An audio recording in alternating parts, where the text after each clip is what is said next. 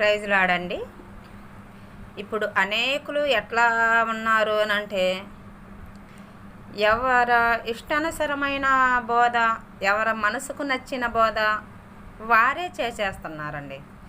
అదేంటి అదేమి అని అంటే, కొత్త నిబంధన కాలం కానుంచి మాత్రమే తీసుకోవాలి. ఎందుకంటే కొత్త నిబంధన ప్రకారం మనం అందరము పరిశుద్ధులమే కదా, మనందరం పరిశుద్ధపరచబడిన వారమే కదా, అందరం పరిశుద్ధుల్లో ఉన్నాము. నీ దేహమే దేవాలయం కనుక ఇక అందరం పరిశుద్ధులమే. ప్రతి స్థలములో మనం ఏ స్థలంలో నిలబడితే ఆ స్థలము పరిశుద్ధమే, కరెక్టే. నువ్వు ఏ స్థలంలో నిలుసుండి దేవుడికి ఆరాధన చేస్తున్నావో ఆ స్థలము పరిశుద్ధమే.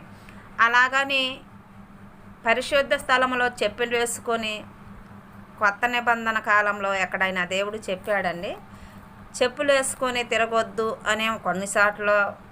ఎప్పుడు పాత నిబంధనలో మోషే గారికి మాత్రమే మోషేకి మాత్రమే ఒక్కసారే చెప్పబడింది అని ఒక బెదరు చెప్తుంటే విన్నానండి. నేను చెల్లులో చిన్న క్లిప్లో చూశాను, పెద్ద సేవకుడు ఆయన. ఒక్కసారి ఏంటండి, ఇది పరిశుద్ధ స్థలం అని ప్రభువు చెప్పినప్పుడు ధర్మశాస్త్ర ప్రకారం మోషే ఇప్పిండు చెప్పులు. అదే లెక్క ప్రకారం మోషే కాలం తీరిపోయిన తర్వాత యెహోషువ కాలంలో కూడా యెహోషువకు కూడా దేవుడు అదే మాట, అదే పదవి, సేమ్ టు సేమ్ అదే చెప్తాడు. మోషేకు చెప్పిన మాటే యెహోషువకు చెప్తాడు. ఇది పరిశుద్ధ స్థలం, నీ చెప్పులు ఇప్పమని 2 సార్లు చెప్పబడింది. ఇక కొత్త నిబంధన ప్రకారం మనం అందరం పరిశుద్ధులమేనంటే అట్లాగని పాత నిబంధన కొట్టివేయబడిందా? ధర్మశాస్త్రాన్ని ఎత్తకుండా బోధించువాడు శపించబడినవాడు లేఖనం సెలవిచ్చింది కదా.